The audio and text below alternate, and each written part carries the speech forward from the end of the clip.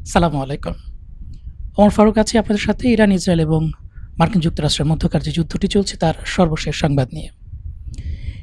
এই যুদ্ধে ক্রমাগত মার্কিন এআই প্রযুক্তি ব্যবহার করছে ইসরায়েল। এ সংক্রান্ত একটি প্রতিবেদন প্রকাশিত হয়েছে আনাদুল এজেন্সিতে। আমরা আপনাদের জন্য প্রতিবেদনটি শেয়ার করার চেষ্টা করছি।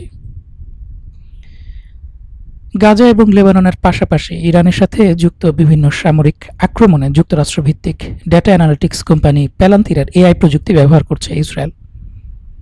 বিভিন্ন সংবাদ প্রতিবেদন এবং বিশেষজ্ঞদের মূল্যায়নে এই তথ্য উঠে এসেছে এবং এর ফলশ্রুতিতে ৭২ দিন ১,৭০৪ ঘন্টা পারস্যের আকাশে সূর্যের আলো থাকলেও ইরানের ডিজিটাল পৃথিবী অন্ধকারে নিমজ্জিত ছিল। ইরানের ইন্টারনেটের এই নিশ্ছিদ্র ব্ল্যাকআউট কোনো যান্ত্রিক ত্রুটি না, এটা ছিল এক অদৃশ্য যুদ্ধের বর্ম। ইসরায়েল আর যুক্তরাষ্ট্রের এআই দানবের হাত থেকে নিজেদের রাষ্ট্র সার্বভৌমত্ব আর সামরিক বাহিনীকে রক্ষায় ইরান নিজেকে বিচ্ছিন্ন করে নিয়েছে এক দুর্ভেদ্য দুর্গে। যখন মার্কিন যুক্তরাষ্ট্র এবং ইসরায়েল এবং তার মিত্ররা ভাবছিল ইরান নিঃশেষ, ঠিক তখনই ধ্বংসস্তূপের নিচ থেকে ইরান জেগে উঠেছে এক অপরাজেয় শক্তি হিসেবে।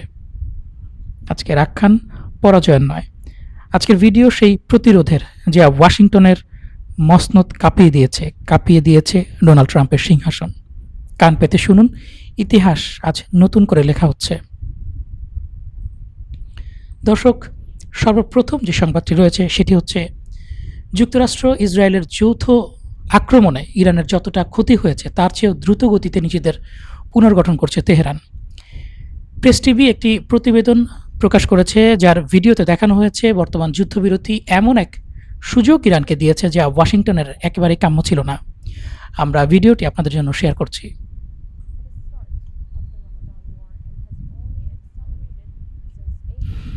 ইরান গুরুত্বপূর্ণ অবকাঠামো পুনর্নির্মাণ করছে, মিসাইল উৎপাদন বাড়িয়েছে, উন্নত মিসাইল মজুত করে রেখেছে। উল্লেখ্য, যুক্তরাষ্ট্র এবং ইসরায়েলও এই সুযোগে পুনরায় অস্ত্র সজ্জিত হচ্ছে, কোনো সন্দেহ নেই। তবে এত প্রচণ্ড আঘাতের পরও ইরান যেভাবে ঘুরে দাঁড়াচ্ছে এবং শক্তিমত্তা ধরে রেখে দ্রুত উন্নতি করছে তা আগ্রাসী শক্তিগুলোর হিসেব নিকেশের মধ্যে ছিল না, এটি এখন অনেকটাই নিশ্চিত।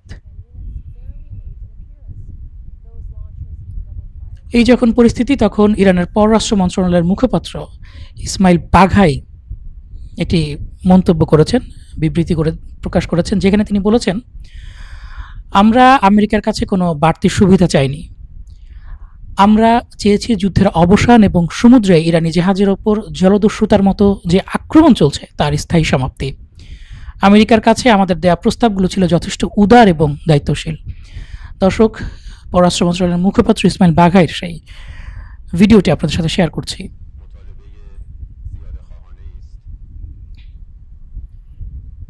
ইরানের পররাষ্ট্র মন্ত্রণালয়ের মুখপাত্র ইসমাইল বাঘাই আরও বলেন, আমাদের দাবিগুলো অত্যন্ত যৌক্তিক, যুদ্ধ বন্ধ করুন, অবরোধ তুলে নিন, সমুদ্রে যে জলদস্যুর মতো আচরণ করছেন সেটি বন্ধ করুন, আমেরিকার চাপে বিশ্বের বিভিন্ন ব্যাংকে অন্যায়ভাবে আটকে রাখা ইরানের সম্পদগুলোকে ফিরিয়ে দিন, হরমুজ প্রণালী দিয়ে নিরাপদ যাতায়াত নিশ্চিত করা এবং এই অঞ্চলসহ লেবাননে স্থিতিশীলতা ফিরিয়ে আনাও ছিল আমাদের অন্যতম দাবি। আঞ্চলিক নিরাপত্তার স্বার্থে এটি অত্যন্ত উদার এবং ন্যায়সঙ্গত প্রস্তাব, কিন্তু দুর্ভাগ্যবশত আমেরিকা এখনও তাদের একতরফা দৃষ্টিভঙ্গি আমাদের ওপর চাপিয়ে দেওয়ার চেষ্টা চালিয়ে যাচ্ছে। ইরান প্রমাণ করেছে যে আমরা এই অঞ্চলের একটি দায়িত্বশীল শক্তি। একই সাথে আমরা এটাও পরিষ্কার করে বলতে চাই, আমরা কোনো জবরদস্তিকারী বা জুলুমবাজ রাষ্ট্র নই, বরং আমরা জুলুমের ঘোর বিরোধী। আমাদের আচরণের দিকে তাকালেই তা স্পষ্ট হয়ে যায়। আমরা কি হাজার মাইল পাড়ি দিয়ে আমেরিকার বিরুদ্ধে কোনো সামরিক অভিযান চালিয়েছি? না। আমরা কি একদিনে ১৭০ জন নিরীহ মানুষকে হত্যা করেছি? না। আমরা কি কিউবা, ভেনিজুয়েলা বা পশ্চিম গোলার্ধের অন্য দেশগুলোর ওপর খবরদারি করেছি? নাকি আমরা সেই পক্ষ যারা একটি কূটনৈতিক প্রক্রিয়ার মাঝপথে দুবার জঘন্য অপরাধ ঘটিয়েছি? একটি স্বাধীন দেশে হামলা চালানো, তাদের অবকাঠামো ধ্বংস করা এবং সেই দেশের নেতা ও সাধারণ নাগরিকদের হত্যা করা কি কোনো দায়িত্বশীল দেশের উদাহরণ হতে পারে?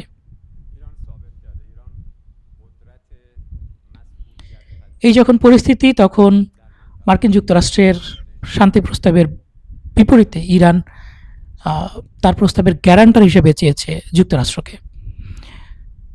সম্ভাব্য যে কোনো চুক্তির গ্যারান্টার হিসেবে চীনকে চেয়েছে ইরান, দুঃখিত। বেইজিংয়ে নিযুক্ত ইরানি রাষ্ট্রদূত আব্দুল রেজা রহমানি ফাজলি জানিয়েছেন, যে কোনো সম্ভাব্য চুক্তিতে অবশ্যই বৃহৎ শক্তিগুলোর নিশ্চয়তা থাকতে হবে। দেখছিলেন চীনে নিযুক্ত ইরানের রাষ্ট্রদূতের দাবি, তিনি বলেছেন জাতিসংঘ নিরাপত্তা পরিষদে যে কোনো চুক্তি হলে সেটি উত্থাপন করতে হবে। তিনি আরো জানান, চীন ও রাশিয়া দুটি বৃহৎ এবং প্রভাবশালী শক্তি। ইরান ও পারস্য উপসাগরীয় অঞ্চলের অন্যান্য দেশের কাছে চীনের যে অবস্থান রয়েছে তাতে বেইজিং যে কোনো চুক্তির গ্যারান্টার হিসেবে কাজ করতে পারে, এই সংবাদটি জানিয়েছে প্রেস টিভি। এছাড়াও যুক্তরাষ্ট্রের প্রস্তাবের পাল্টা হিসেবে ইরান যে নতুন একটি প্রস্তাব দিয়েছে, সেই প্রস্তাবে তাসনিম নিউজের তথ্য অনুযায়ী ইরান জানিয়েছে নিজেদের মজুত করা বা সমৃদ্ধ করা ইউরেনিয়াম যুক্তরাষ্ট্র বা অন্য কোনো দেশের হাতে তুলে দেওয়া হবে না, যেটি যুক্তরাষ্ট্রের সবচেয়ে অগ্রাধিকারমূলক দাবি ছিল। ইরান সেটি প্রত্যাখ্যান করেছে এবং ইরান বলেছে যুদ্ধবিরতি করতে হলে অবশ্যই লেবানন সহ সব ফ্রন্টে অবিলম্বে যুদ্ধ বন্ধ করতে হবে এবং নতুন করে কোনো আগ্রাসন না চালানোর নিশ্চয়তা দিতে হবে। অবিলম্বে হরমুজ প্রণালী এবং এর আশেপাশের নৌ সীমায় যে যুক্তরাষ্ট্রের অবরোধ রয়েছে সেটিকে প্রত্যাহার করতে হবে। ইরানের ওপর থেকে পর্যায়ক্রমে সকল মার্কিন নিষেধাজ্ঞা তুলে নিতে হবে। সমঝোতা স্বাক্ষরের 30 দিনের মধ্যে ইরানের তেল রপ্তানির ওপর থেকে নিষেধাজ্ঞা প্রত্যাহার করতে হবে।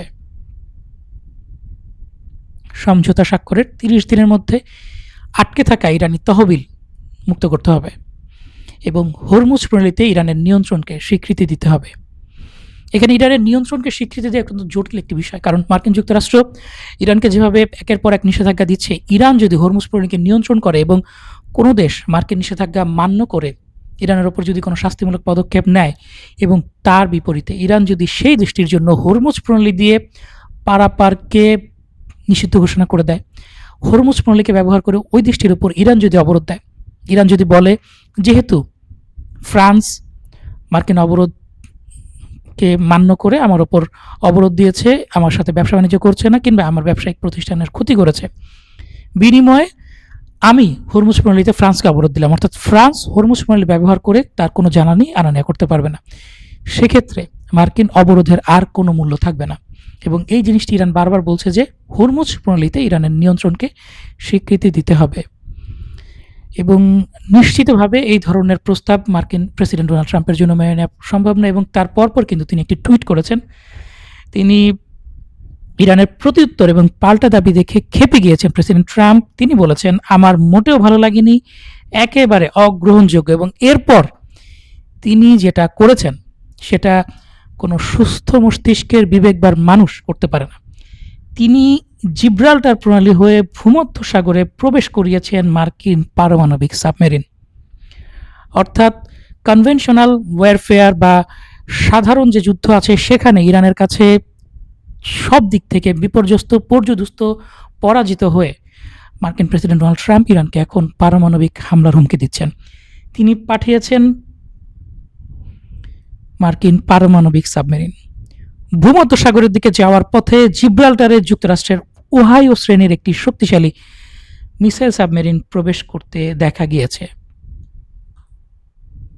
সাবমেরিনটির নাম ইউএসএস আলাস্কা। মার্কিন নৌবাহিনীর সবচেয়ে বড় সাবমেরিনগুলোর মধ্যে একটি এই আলাস্কা মূলত যুক্তরাষ্ট্রের পারমাণবিক প্রতিরক্ষার মূল ভিত্তি হিসেবে এটি কাজ করে। এই পারমাণবিক সাবমেরিনে পারমাণবিক ওয়ারহেড যুক্ত 20টি ট্রাইডেন্ট 2 D5 ব্যালিস্টিক ক্ষেপণাস্ত্র রয়েছে, যেগুলোর পাল্লা 7,000 মাইলেরও বেশি, অর্থাৎ প্রায় 9 থেকে 10,000 কিলোমিটার। বিপুল শক্তিশালী 20টি পারমাণবিক ওয়ারহেড যুক্ত ব্যালিস্টিক ক্ষেপণাস্ত্র এতে রয়েছে। এই সাবমেরিনটি সম্পূর্ণ পারমাণবিক উদ্দেশ্যে ব্যবহৃত হয়। এতে কোনো ধরনের কনভেনশনাল ওয়ারফেয়ার মিউনিশনস নেই, অর্থাৎ স্বাভাবিক যুদ্ধ করার যে অস্ত্রগুলো আছে এই ধরনের কোনো অস্ত্র এই সাবমেরিনে নেই। এই সাবমেরিন একমাত্র যেটা করতে পারে সেটা হচ্ছে পরমাণু হামলা। এই যখন পরিস্থিতি, মার্কিন যুক্তরাষ্ট্রের প্রেসিডেন্ট ডোনাল্ড ট্রাম্প উন্মাদের মতো একটি দেশকে, একটি সভ্যতাকে, হাজার হাজার বছরের পুরনো একটি সভ্যতাকে পরমাণু হামলার হুমকি দিচ্ছেন কিংবা পরিকল্পনা করছেন। এই যখন অবস্থা, তখন হিজবুল্লাহ ইসরায়েলি সেনাদেরকে এফপিভি ড্রোন দিয়ে আক্রমণের আরও একটি ভিডিও ফুটেজ প্রকাশ করেছে। আপনাদের জন্য সেই ভিডিও ফুটেজটি আমরা শেয়ার করার চেষ্টা করছি।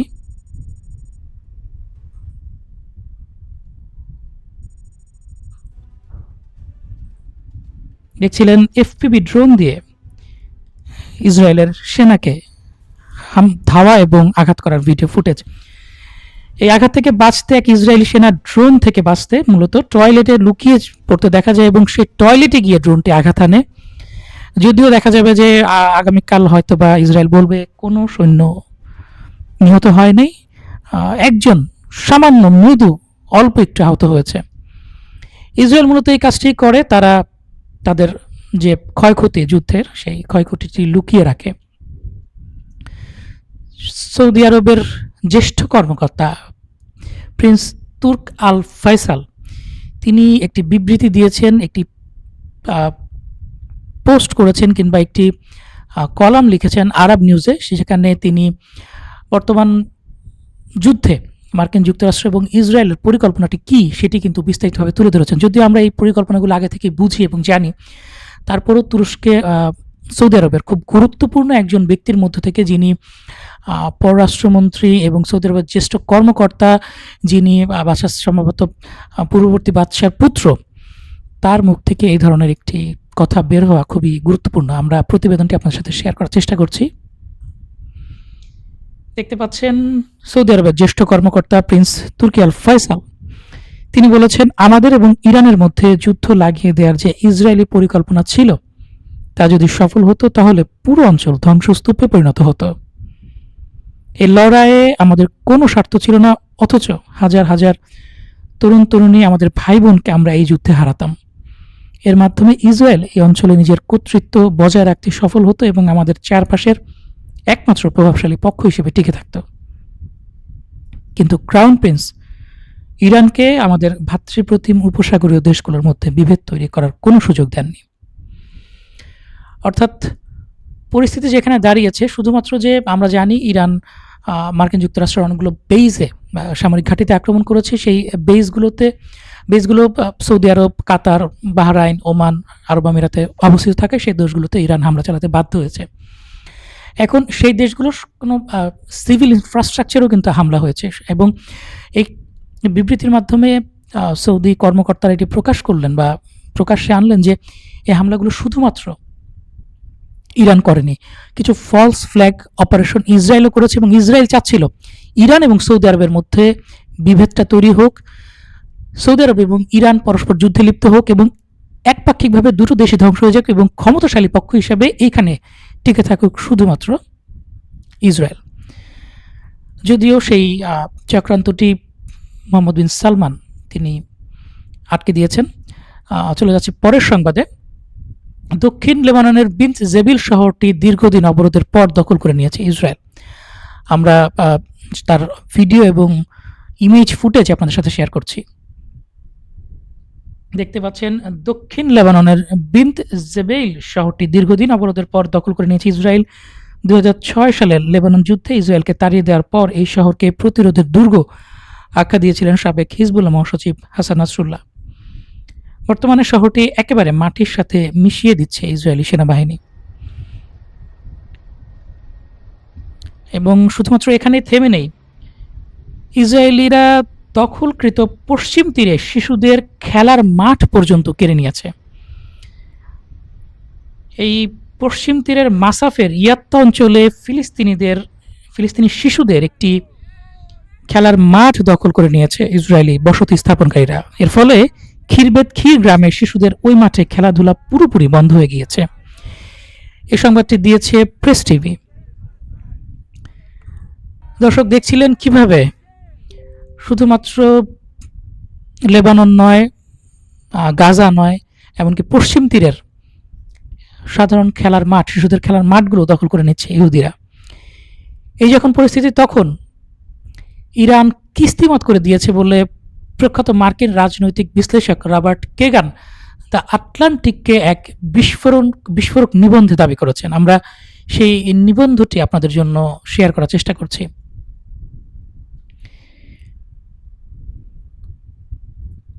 ইরান যুদ্ধে চরম পরাজয়ের মুখে দাঁড়িয়ে আছে যুক্তরাষ্ট্র। মার্কিন রাজনৈতিক বিশ্লেষক রবার্ট কেগান দাবি করেছেন, তার মতে এই যুদ্ধের এমন এক পরিণতি হতে যাচ্ছে যা কখনো শোধরানো সম্ভব হবে না, আর এড়িয়ে যাওয়া তো অসম্ভব। টানা ৩৭ দিন ধরে আমেরিকা ও ইসরায়েলের বিধ্বংসী হামলায় ইরানের শীর্ষ নেতৃত্ব আর সামরিক শক্তির অপূরণীয় ক্ষতি হলেও তেহরান নতি স্বীকার করেনি। উল্টো 18 মার্চ কাতারের রাস লাফান গ্যাস প্লান্টে ইরানের সেই ভয়াবহ পাল্টা আঘাতের পর পিছু হটতে বাধ্য হয়েছেন ট্রাম্প। সেই হামলায় যে ক্ষত তৈরি হয়েছে তা সারিয়ে তুলতে কয়েক বছর লেগে যাবে। কেগান হুঁশিয়ারি দিয়েছেন যে হরমুজ প্রণালীর একচ্ছত্র নিয়ন্ত্রণ ইরানের হাতেই থেকে যাচ্ছে। এর ফলে তারা বিশ্ব জ্বালানি বাজার নিয়ন্ত্রণ করবে এবং আরব দেশগুলোর ওপর নিজেদের শর্ত চাপিয়ে দেবে। দিন শেষে চীন ও রাশিয়ার প্রত্যক্ষ সমর্থনে ইরান আরও শক্তিশালী শক্তি হিসেবে মাথা তুলে দাঁড়াবে। তার ভাষ্যমতে এই যুদ্ধ বিশ্বমঞ্চে আমেরিকাকে এক কাগজের বাঘ হিসেবে প্রমাণ করেছে এবং তাদের অস্ত্রের ভাণ্ডার অর্থাৎ আমেরিকার অস্ত্রের ভাণ্ডারও ফুরিয়ে যাচ্ছে। এটি মূলত আমেরিকা পরবর্তী যে বিশ্বে আমেরিকার প্রভাব থাকবে না সেই বিশ্ব গড়ার পথকেই ত্বরান্বিত করছে, যা তাইওয়ান ইস্যুতে চীনকে এবং ইউরোপে পুতিনকে আরও আগ্রাসী হতে উৎসাহ যোগাবে। এবং এটি সম্পূর্ণ যৌক্তিক একটি বিশ্লেষণ, কারণ ইরান যুদ্ধে যে পরিমাণ ক্ষয়ক্ষতির শিকার মার্কিন যুক্তরাষ্ট্র হচ্ছে, ইরানের পেছনে মার্কিন যুক্তরাষ্ট্র তার যে পরিমাণ অস্ত্র এবং সম্পদ ব্যয় করছে, মার্কিন যুক্তরাষ্ট্রের এর পেছনে কোনো স্বার্থ নেই। ইরান মার্কিন যুক্তরাষ্ট্রের জন্য কোনো হুমকি নয়। 10-11 হাজার কিলোমিটার দূরে যেয়ে মার্কিন যুক্তরাষ্ট্রের কোনো ক্ষতি ইরান করতে পারবে না।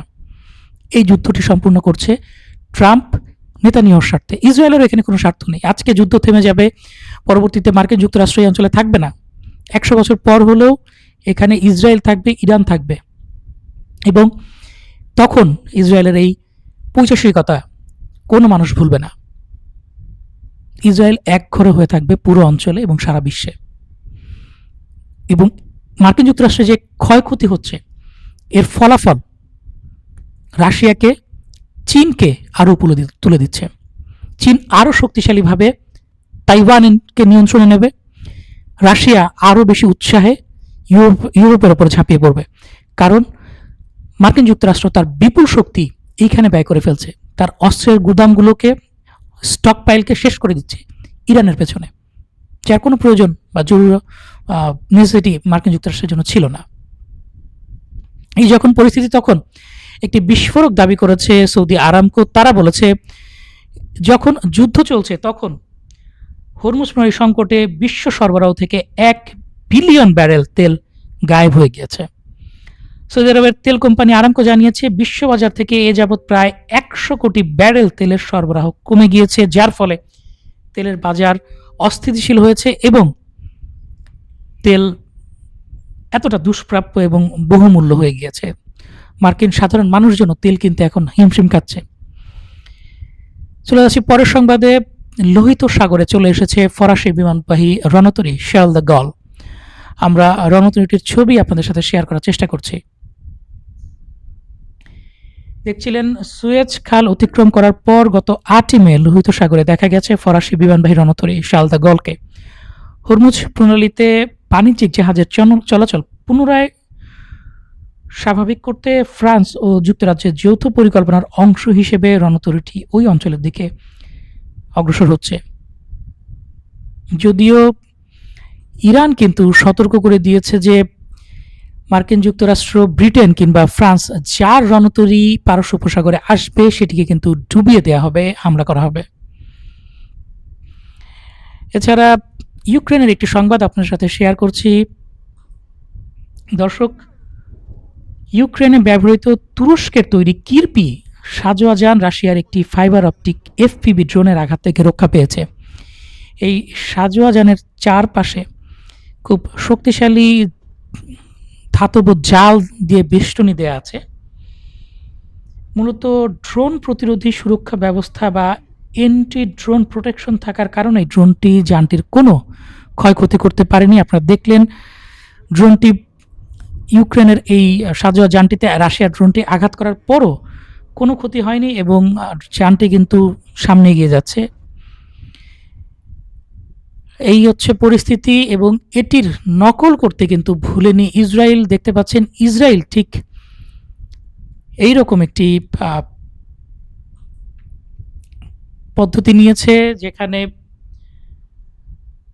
হিজবুল্লাহর এফপিভি ড্রোনগুলোকে প্রলুব্ধ করতে এবং ভুয়া লক্ষ্যবস্তুতে গোলাবারুদ অপচয় করাতে ইসরায়েল এখন মানুষের মতো দেখতে ডামি বা কৃত্রিম পুতুল মোতায়েন করেছে। এগুলোকে ইসরায়েলি সেনাবাহিনীর পোশাক, হেলমেট, ট্যাকটিক্যাল ভেস্ট, মাস্ক এবং সামরিক কমপ্লিট ইউনিফর্ম পরিয়ে রাখা হচ্ছে যাতে ড্রোনগুলো এগুলোকে আসল লক্ষ্যবস্তু মনে করে ভুল করে এবং তাদের গোলাবারুদ এখানে অপচয় করে। এই যখন অবস্থা তখন বিশ্বব্যাপী চলছে নিন্দার ঝড়। সারা বিশ্বের সচেতন মানুষরা ইসরায়েলের বিরুদ্ধে থুতু নিক্ষেপ করছে। ঠিক তেমনই একটি পরিস্থিতি দেখা গিয়েছে জাপানের টোকিওতে একদল জাপানি নাগরিক মার্কিন দূতাবাসের সামনে এক শান্তিপূর্ণ প্রতিবাদ সমাবেশের আয়োজন করেন। সেখানে তাদের হাতে থাকা প্ল্যাকার্ডে লেখা ছিল, আমরা ইরানের পাশে আছি। সমাবেশে ইরানি পতাকার পাশাপাশি সাম্প্রতিক হামলায় প্রাণ হারানো সাধারণ নাগরিকদের ছবি সংবলিত পোস্টারও দেখা যায়। এছাড়া আন্দোলনকারীদের ব্যানারে মধ্যপ্রাচ্য থেকে অবিলম্বে মার্কিন সেনা প্রত্যাহারের জোরালো দাবি জানানো হয়। এই যখন অবস্থা তখন ইসরায়েলের চক্রান্ত থেকে মুসলিম বিশ্বকে সতর্ক করলেন আইআরজিসির সাবেক কমান্ডার। আরব ও মুসলিম বিশ্বের প্রতি বিশেষ সতর্কবার্তা দিয়েছেন আইআরজিসির সাবেক কমান্ডার মোহসিন রেজাই। তিনি বলেন, ইসরায়েলের মূল লক্ষ্য হলো আমাদের দেশগুলোর মধ্যে বিভেদ ও বিশৃঙ্খলা সৃষ্টি করা, যাতে তারা আমাদের মাতৃভূমি ও সম্পদের ওপর নিজেদের আধিপত্য ও নিয়ন্ত্রণ বিস্তার করতে পারে। ইসরায়েলের বিপজ্জনক চক্রান্তের জড়ালে তার পরিণতি অত্যন্ত ভয়াবহ হবে বলে আরব ও মুসলিম দেশগুলোকে সতর্ক করেন তিনি। এছাড়া ইরানের মেহের নিউজ এজেন্সি জানিয়েছে, গাজামুখী সমুদ স্থল বহর লিবিয়ায় পৌঁছেছে। আমরা সেই প্রতিবেদনটি আপনাদের সাথে শেয়ার করার চেষ্টা করছি। আন্তর্জাতিক জলসীমায় সমুদ নৌবহরের ওপর ইসরায়েলি বাহিনী যে জলদস্যুর মতো হামলা করে এবং তাদের কাউকে অপহরণ করে নিয়ে যায়, তারপর এবার স্থলপথে গাজায় পৌঁছানোর লক্ষ্য নিয়ে লিবিয়ায় প্রবেশ করেছে এই ত্রাণবাহী যে বহরটি। এই বহরে ওষুধ, জীবন রক্ষাকারী সরঞ্জাম, শিশু খাদ্য থেকে শুরু করে মানুষের অত্যন্ত প্রয়োজনীয় কিছু ত্রাণ রয়েছে, যেগুলো তারা গাজার অবরোধের শিকার নিরীহ মানুষদের কাছে পৌঁছে দেওয়ার জন্য চেষ্টা করছেন এবং সেটিরকে কিন্তু ইসরায়েল অনবরত অবরোধ দিয়ে এবং বাধা দিয়ে জলদস্যুতা করে আটকে দিচ্ছে। তারা এখন সমুদ্রে বাধা পেয়ে ভূমি পথ ব্যবহার করে বা স্থলপথ ব্যবহার করে গাজায় পৌঁছে দেওয়ার চেষ্টা করছে। এটাই হচ্ছে এই বহরটির মূল লক্ষ্য, যদিও এর আগেও এমন একটি উদ্যোগ মিশরের ক্র্যাকডাউনে ভেস্তে গিয়েছিল। এছাড়া গত রাতে ইরানের রাষ্ট্রীয় টেলিভিশন চ্যানেল আইআরআইবির এক বিবৃতিতে জানানো হয়েছে, দেশটির দক্ষিণ পশ্চিমাঞ্চলে শত্রুর একটি ড্রোন ভূপাতিত করেছে ইরানের সেনাবাহিনীর আকাশ প্রতিরক্ষা ব্যবস্থা। এছাড়া ইরান জানিয়েছে, সংযমের দিন শেষ, ইরানের জাহাজে যে কোনো হামলার কড়া জবাব দেয়া হবে। পারস্য উপসাগরে ইরানি জাহাজের ওপর নতুন করে কোনো আগ্রাসন চালানো হলে তার কঠোর ও চূড়ান্ত জবাব দেওয়া হবে বলে সতর্ক করেছে ইরান। দেশটির একজন শীর্ষ সংসদীয় মুখপাত্র এই হুঁশিয়ারি উচ্চারণ করে বলেন, যে কোনো হামলার জবাবে পুরো অঞ্চল জুড়ে থাকা মার্কিন যুদ্ধ জাহাজ এবং সামরিক ঘাঁটিগুলোকে লক্ষ্য করে পাল্টা হামলা চালানো হবে। দর্শক, আমরা আমাদের সংবাদের একেবারে শেষ পর্যায়ে চলে এসেছি। ইরানের জেনারেল যে কথাটি বলেছেন সম্ভবত সেটি সত্য হতে চলেছে। তিনি বলেছিলেন, মার্কিন রণতরী দেখে বিশ্ব আর ভয় পায় না। যখন ইসরায়েলি ডামি পুতুল সাজিয়ে হিজবুল্লাহ ড্রোনকে মোকাবেলা করার একটা কৌশল নেয়, বোকা বানাতে চায়, তখন বোঝা যায় কৌশলের যুদ্ধে ইসরায়েল কতটা ক্লান্ত। আকাশ কালো করে রাখা মেঘ হয়তোবা বড় কোনো ঝড়ের পূর্বাভাস দিচ্ছে। আমরা হয়তোবা দেখতে চলেছি ইসরায়েল এবং মার্কিন যুক্তরাষ্ট্র নতুন করে আরেক দফা যুদ্ধ শুরু করবে এবং ইরান তার সামরিক শক্তি দিয়ে এর দাঁত ভাঙা জবাব দেবে এবং এর ফলশ্রুতিতে নতুন আরেকটি বিশ্ব তৈরি হবে, যে বিশ্বে মার্কিন যুক্তরাষ্ট্রের একক আধিপত্য আর থাকবে না। চোখ রাখুন দিগন্তে যুদ্ধের এই নাটকীয় আখ্যান আমাদের চ্যানেলে অনবরত চলবে। যারা এতক্ষণ পর্যন্ত আমাদের সাথেই আছেন, দয়া করে চ্যানেলটি সাবস্ক্রাইব করবেন। ভালো থাকবেন, সুস্থ থাকবেন। আল্লাহ হাফেজ। আসসালামু আলাইকুম।